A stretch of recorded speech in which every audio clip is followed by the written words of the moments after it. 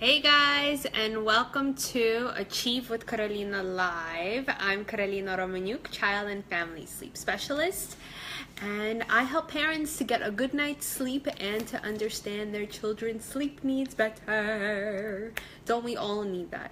Don't we need to understand our kids a little bit better, especially their sleep? I think so. So tonight's video is about you guys. So the last one that I did on Monday, we got a bunch of people on. So I really wanted to do another recap because I started getting a lot more questions in afterwards, and I kind of want to keep the flow of that. So ask me your most pressing parental question about your baby and their sleep. Let me know in the comments below. I'm testing out tonight this cool thing I bought, like this little tripod to hold the videos. So hold on, let me try and get this. See. Cool. Hey Beata. Aw, thank you, sweetheart. I responded to your email. Let me know if you got it. Okay. I think this is good.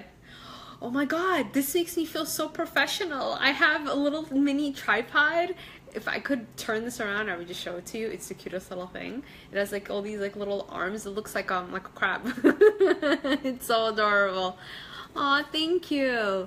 So, and you are just as awesome because you do all the work. I just help and guide you. Okay, respond. Hold on, let me get a sip of this water. So, I keep staring on the other side because the camera used to be over there. That's why I keep looking. Gotta look over here. Okay, so everyone, hey, and good evening. So let me know, what are your most pressing parental questions? If you have friends, if you have family members, if you have colleagues that you work with, anyone that has questions about their baby's sleep, tag them here and make sure that this video is being shared also so we can get a lot more people on. We're getting awesome viewers right now. So before I get into anything, or maybe even just start talking about a topic, ask me anything, ask me questions. Maybe we can start this off with what are you grateful for? Oh, I know I missed that on the last video, but I always wanted to start the videos with one thing that you are grateful for today that happened today. Did your baby maybe sleep an extra 5 minutes longer? Did you actually get to take a 15-minute shower as opposed to a 5-minute shower today? What happened? Let me know in the comments below. For me, I had a lot of stuff happening today. It was just like one after the other, but good news. Everything is awesome. I had so many breakthroughs my clients had with their little ones sleeping. It was just miraculous watching everything kind of unveil and seeing that their goals are being achieved in a really short time actually than what I expected it to be. I had a great call with my coach today.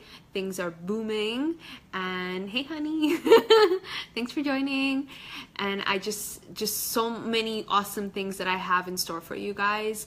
I'm going to be posting a post after this video asking you for some assistance, and it's actually a gift to you guys that I'm putting together. So I just want to know who is interested in it and who I can send it to. So if you like this video, if you want to talk to me, hey Lena, if you have questions about your baby's sleep, here is the time now. Tonight is your day. It's your night. Let me know in the comments below, what are your pressing parental or pressing sleep questions about your baby's sleep? Go ahead. The floor is all yours. Let me know, guys. For now, I'll turn on some lovely music. Let's see what we got today on YouTube. Any recommendations? Because I'm seeing that we're getting lots of people joining on, but no one's asking questions. I don't know if you guys are shy or what's going on. Hold on, let me make this a little lower. Let's see. Let's try this one. Beata asking, hold on, I don't know what's going on here. Is there a 18 to 19 month sleep regression? Yes, there is, honey. Hold on, let me go into that. Okay, I like to have some nice background music besides the train. So yes, there is a regression period around that time frame. Also, what that is, most kids are at that age already transitioned into one nap. So a lot of developmental pieces are happening at that time, and you know, your baby's just kind of changing and changing and changing. Hi, honey. And you kind of want to go with the flow, but at the same time you want to have a plan put into place.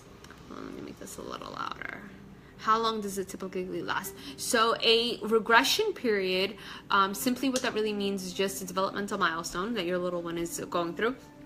On an average, it usually lasts 1 to 2 weeks if your little one has a sleep foundation. In Beata's case, he does.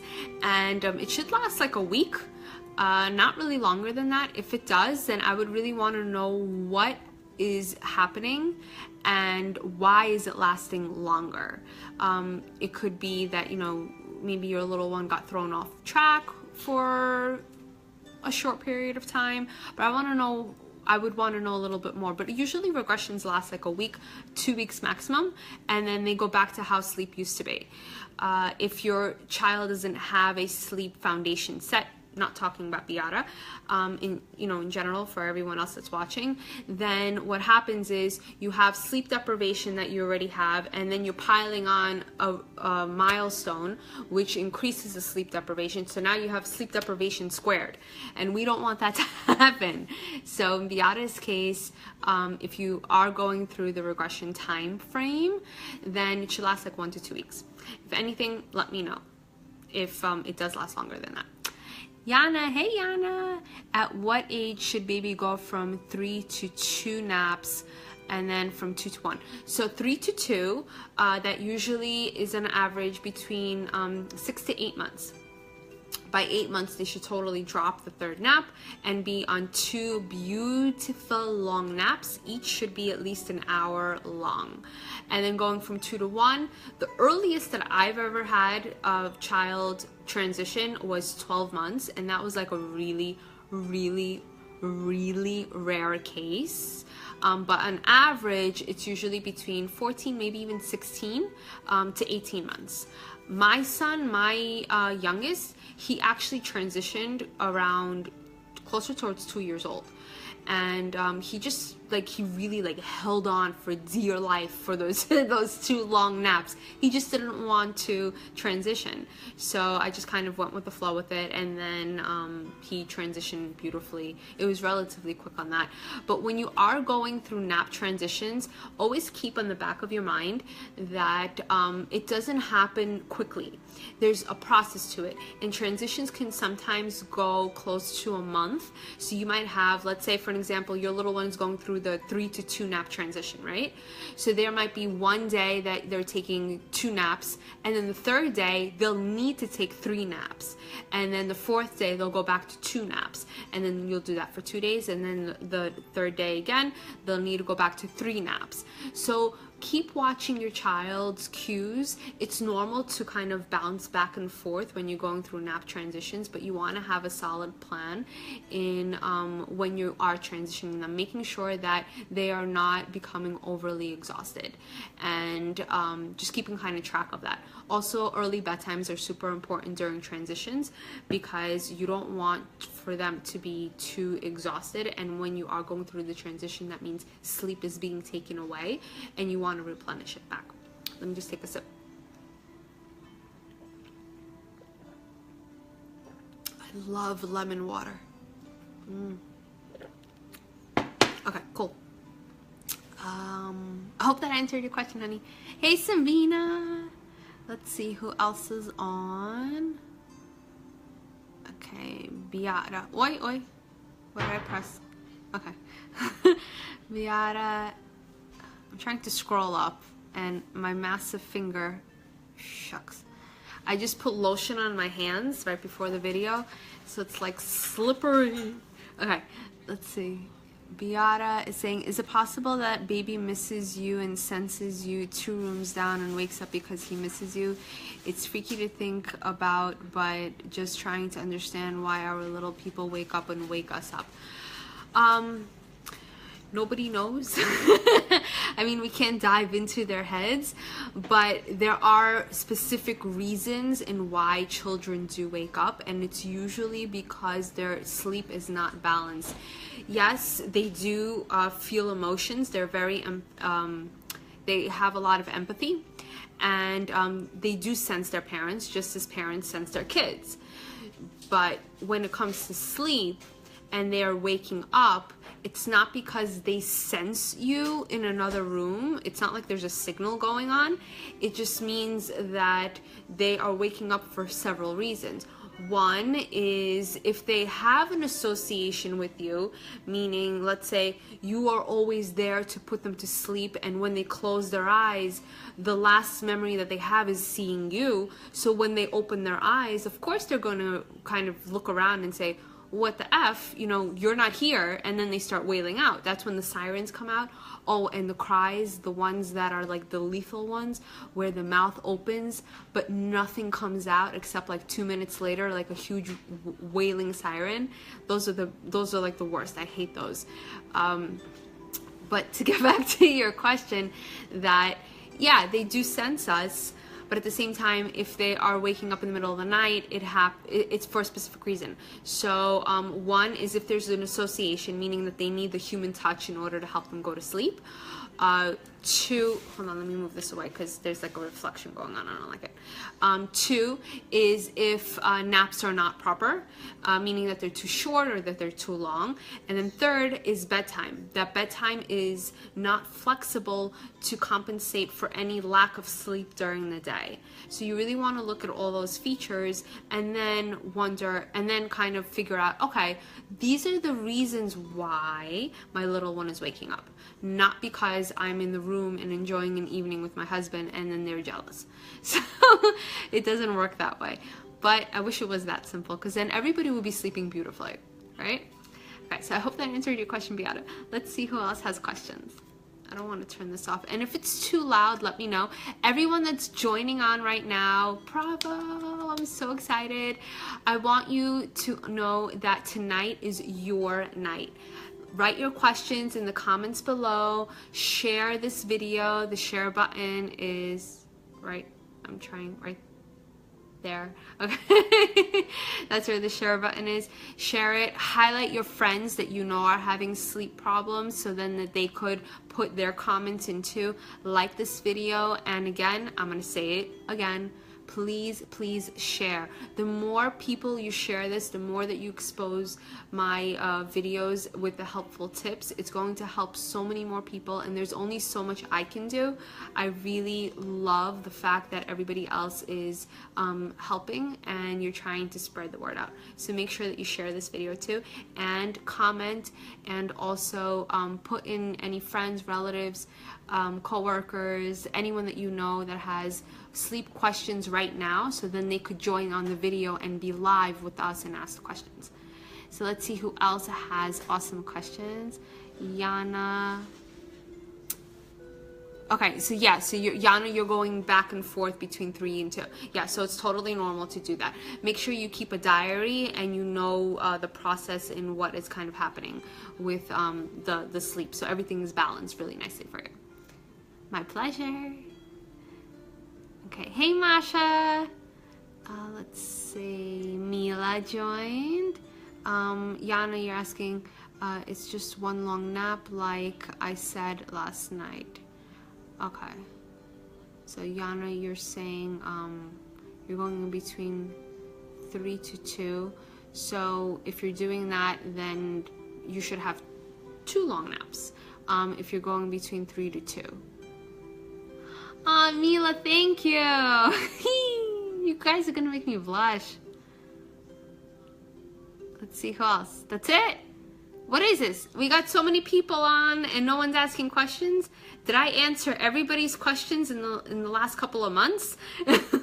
No one has sleep questions at all? Jesus. Okay, I guess we're going to start dancing. I don't know what else to ask you. Okay, we'll hang out here. So how is your day going on? Let me know. Is anyone drinking anything? I just did my nails today. I did it myself. think I did a pretty good job. It's hot pink. Okay, Alina. How do I do night weaning with minimal crying? Okay, so that's a doozy. And there's several steps to that. So I want to know, when you say night weaning, are you night weaning off the breast or are you night weaning off the bottle? And how old is your little one? How many feedings are they having? What time is bedtime? You see, there's a lot of stuff going on, so it's not one simple answer. Also, with minimal crying, what does that mean?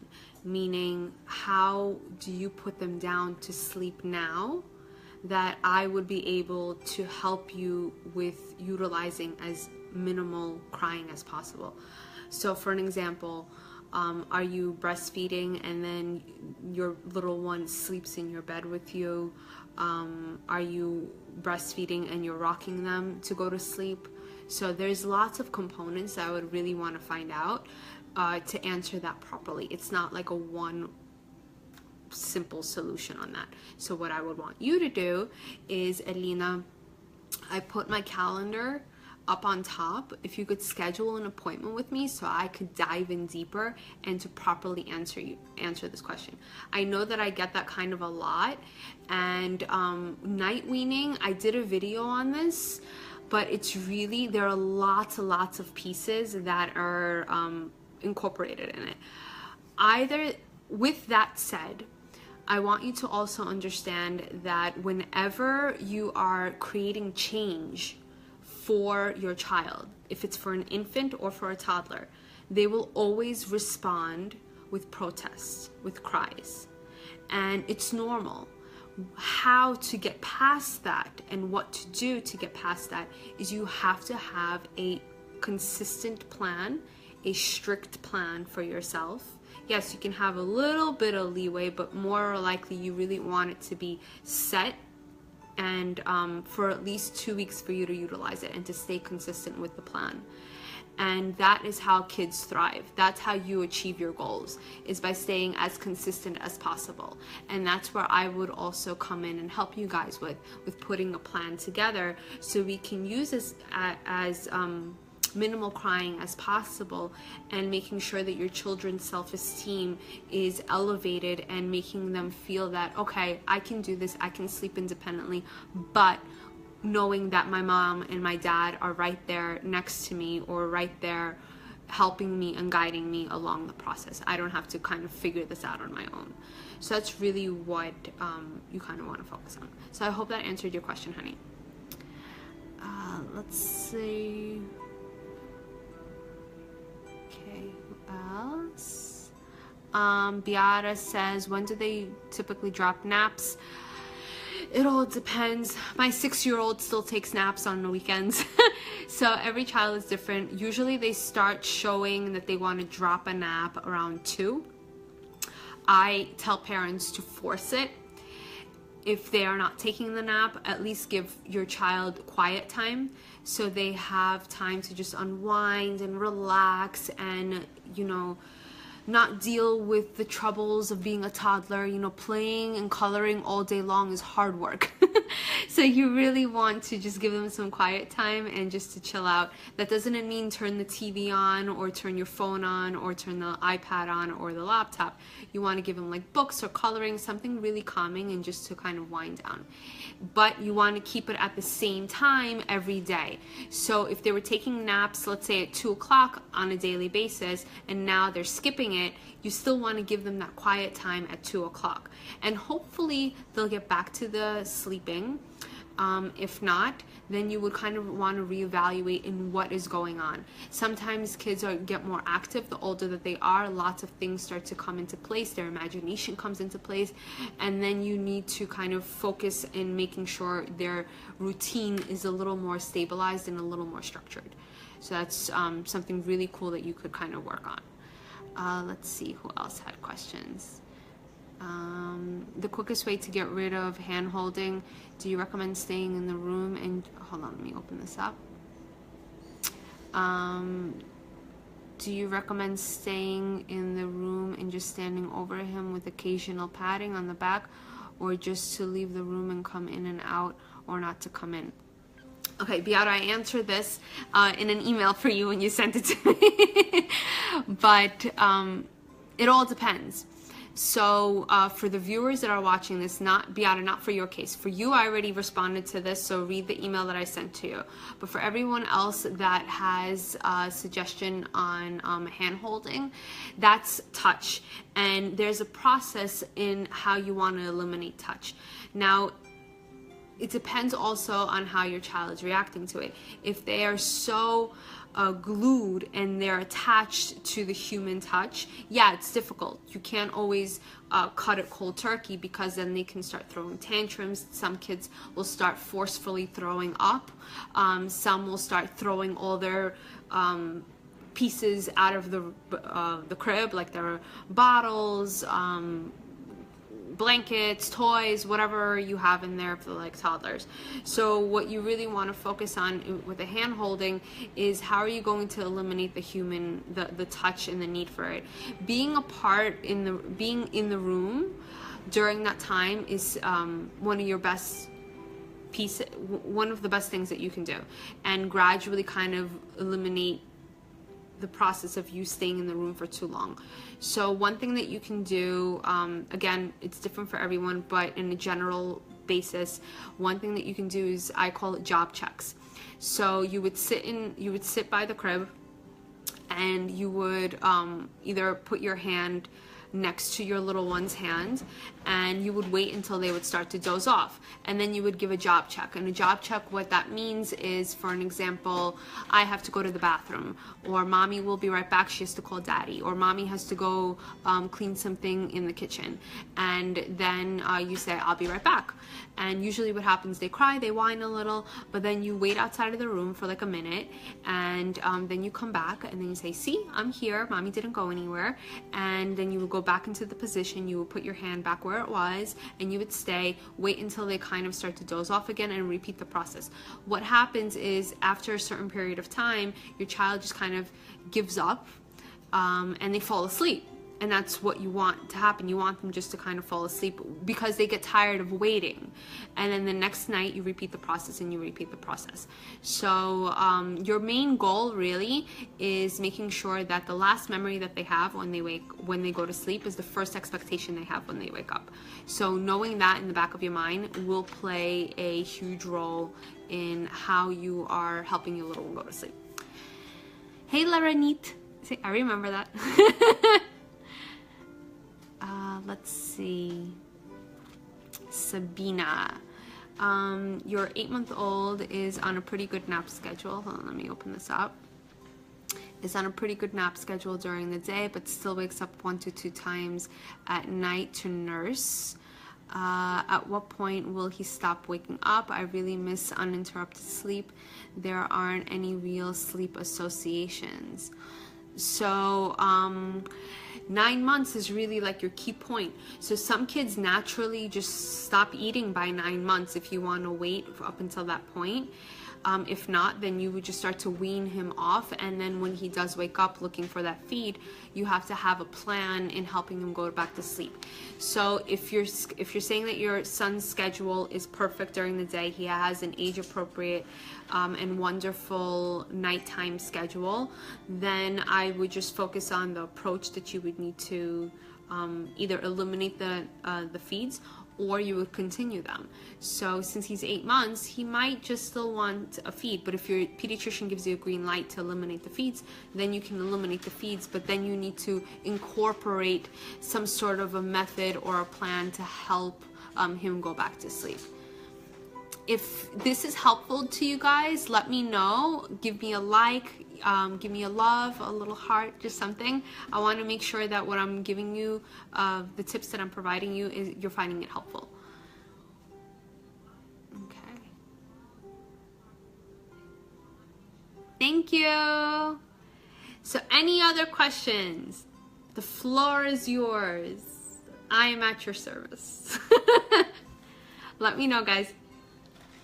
What time is it? Oh, it's super early.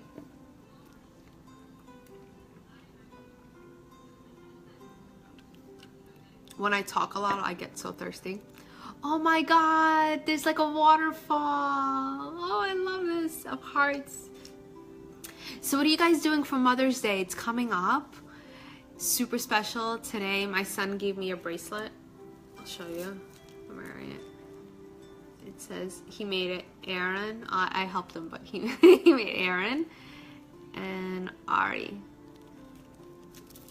So it's my little lucky bracelet. I'm gonna wear it for this weekend. Me and my family were invited to go to speak at a huge function at Limud, New York in Westchester, and it's for the whole weekend, for Mother's Day weekend, and I'm gonna be speaking to close to 1,000 people there about sleep.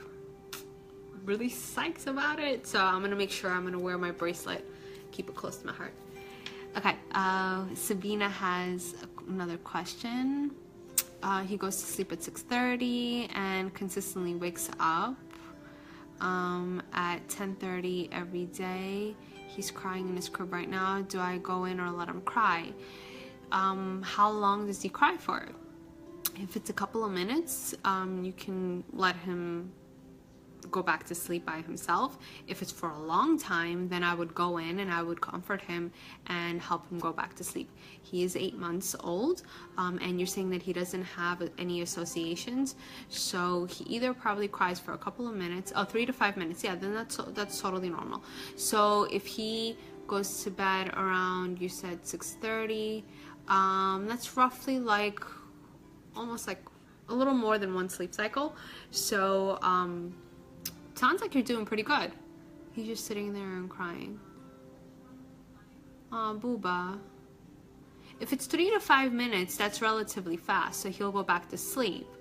But if you feel as though he's genuinely hungry, you can go in and feed him, but I need you to have scheduled feeds then and not just feed him on a random basis.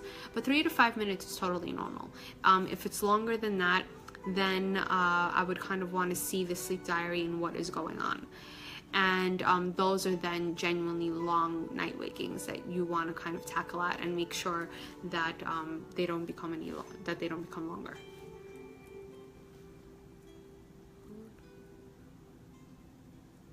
Sorry, this is super loud. Okay, Sabina and Beata are on a roll tonight. Okay, what about for an 18-month-old? If he wakes up and is crying for 2 hours, do you recommend going in? That was last night. Usually it's 30 minutes of crying and whining. I answered this again in your email today, but we need to see what the schedule is. 2 hours is a super duper long time for crying, and then that means that there's something going on in the sleep diary that I would really need to focus on. A child should not be crying for that long. Yeah, 10 minutes, maybe even 15 can still be normal for some, but longer than that really means that it's a genuine night waking and that there's something imbalanced in the schedule, and that's really what we would want to look and focus on. Elena, I haven't heard from you in a while, girl. You're 8-month-old, starting to transition to 2 naps. Okay, hold on, let me open this up.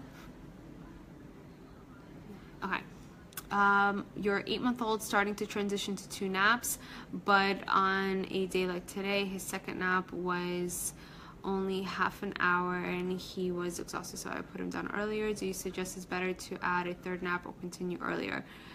If you're in transition mode, which you are, I think you missed the beginning when I was saying that when you're going in transition between naps, you might have 2 days here that are like 1 nap, like if you're going, let's say 3 to 2, right? In your case. So you would have 2 days, probably 2 good naps, and then a 3rd day you would need to have 3 naps. Ideally, what you are doing is eliminating the 3rd nap and making a super duper early bedtime is beneficial for you. So it helps you to transition a lot easier going into it. So that's good. So making a super early bedtime. And you know, I am a really big person when it comes to like, I love my early emergency bedtimes. I just love them, love them, love them. Hey Kathleen, you're 8-month-old. I'm gonna take a couple of more, and then we all gotta go to sleep. Okay, so Kathleen says your 8-month-old constantly wakes through the night, maybe 5 times. Wow, that's a lot, Kathleen.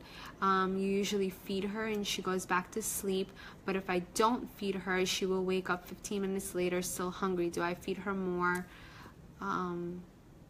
Why is this cutting off? I think it says more food during the day, but I just see DU and then period. So I don't know if you finished it or it just cut off the whole thing. I don't know what's going on. But anyway, to answer your question, how much is she eating during the day? Is she breastfed or is she bottle fed? If she's not eating enough or she's not eating her caloric intake during the day, then food, yes. Okay, so if she's not eating her caloric intake during the day, then yeah, she's genuinely going to be hungry on a consistent basis at night. At this age, unless there's a medical reason, she should not be eating that frequently. She should literally have nice long meals, and that includes with solids if she's having solids now, which ideally she should be on something, and in addition with the breast milk or formula, and also having structured night sleep. The fact that she's eating and she's up, you said 15 minutes later, and she's still hungry, that I want to know how much she's actually eating. Is she just nibbling and she falls asleep right away? Is she not eating enough during the day? Like what's going on that she literally has to wake up every 15 minutes and then you're saying that she's still hungry? Is, you know, let me know. Hey, Patricia.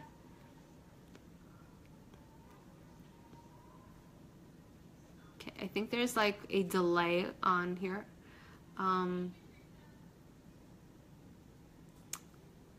Okay. I'll wait for Kathleen to answer. I see Dara has a question. Let me open this up. Yeah, this cuts off. I don't understand what's going on.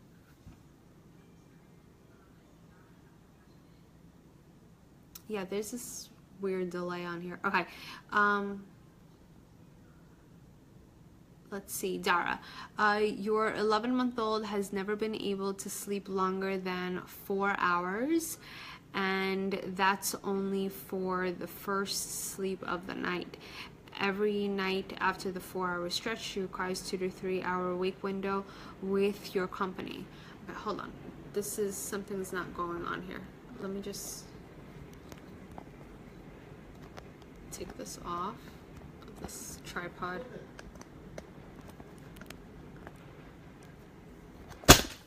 Shit.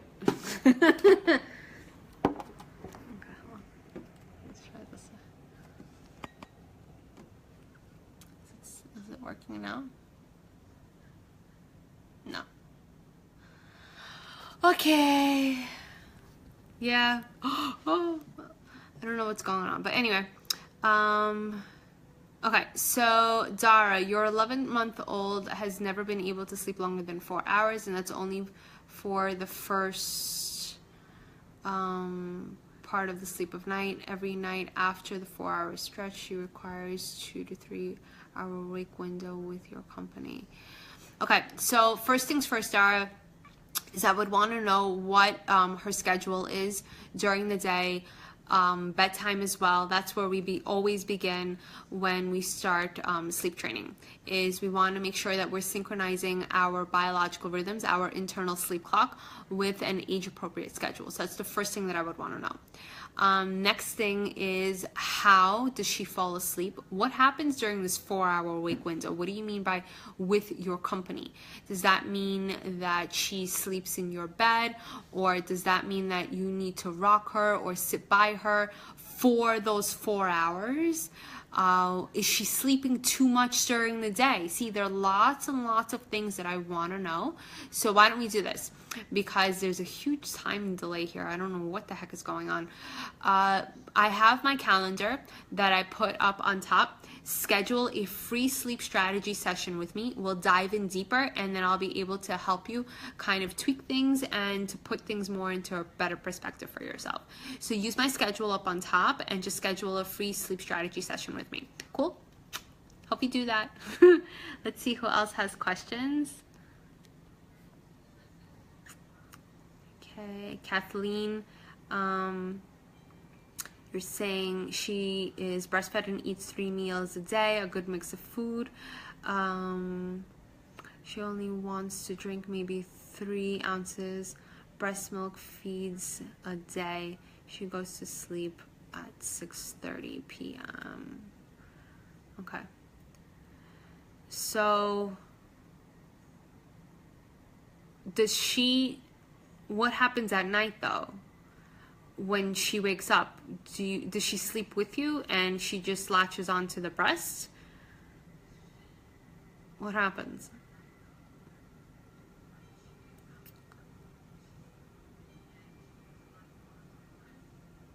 Okay, I don't know what's going on with Facebook today, but there's a huge delay. So if you guys, I am answering everyone's question that's coming in a row, but if there's more details, like Kathleen also, why don't we take this offline and just schedule an appointment with me on my calendar so we can kind of dive in a little deeper, because I don't know what's going on here. This is just, okay, you said both in her cot or in my bed. So we need to pick one sleeping space. And if she latches on every 15 minutes, that's just a crutch. So it's an association. So I'm assuming that during the day, she's also very attached as well. And then at night, it kind of goes, it goes into the night too. So nighttime is a reflection of daytime. I want you to keep that in mind. So, just schedule something with me and we'll dive a little deeper, but I am getting a little better understanding, so I kind of know where to go with this for you. But I want to dive a little more into this. So just make sure that you schedule something with me, okay? Cool. Let's see. Crystal had a question, and then we're going to wrap this up.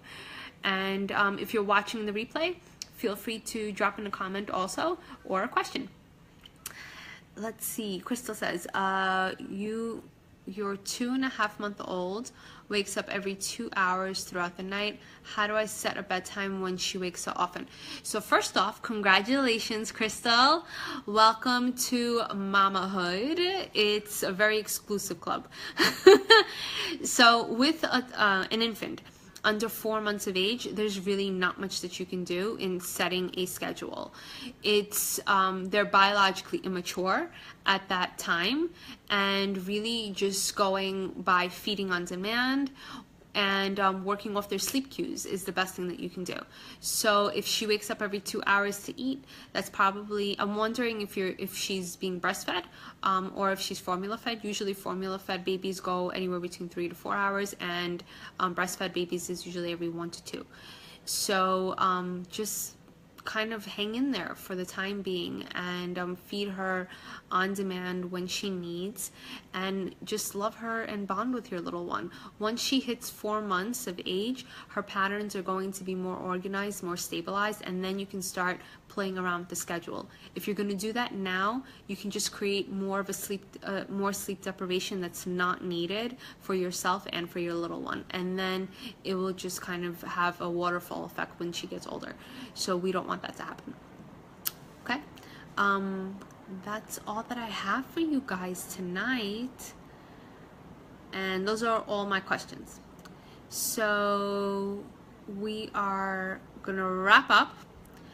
And if you are in the area this weekend of, where are we going again? Rye. No. Westchester. Westchester. Rye? What's Rye? That's the city. Oh, Rye. In Westchester. If you are in that area, come by. We're going to be at the at the Hilton for Limud NY. and have a wonderful Mother's Day. You all deserve it. Do something special for yourselves, and keep me in mind. Love you, sweet dreams, and if you have any questions, I'm always here for you. Bye, ladies, and dads if you're watching. Bye.